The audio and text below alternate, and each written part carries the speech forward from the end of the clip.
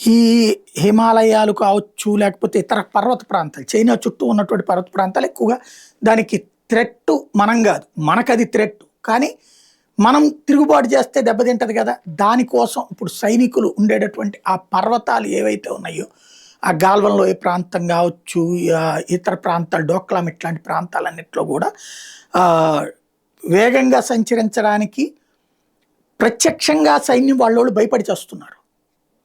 China సైన్యం భారత్ వాళ్ళని మొదట అప్పట్లో కొట్టింది. గాల్వన్ లోయ దగ్గర మన వాళ్ళని చంపింది. ఆ చంపిన దానికి ప్రతీకారంగా ఉట్టి కర్రలతో మనోళ్ళు వెళ్ళి కొట్టి చంపేసినటువంటి చూసాం. ఆ కర్రలు కూడా తీసేశారు. చివరికి చేత్తో పిసికి చంపి పడేసినటువంటి సంఘటనలు చూసాం.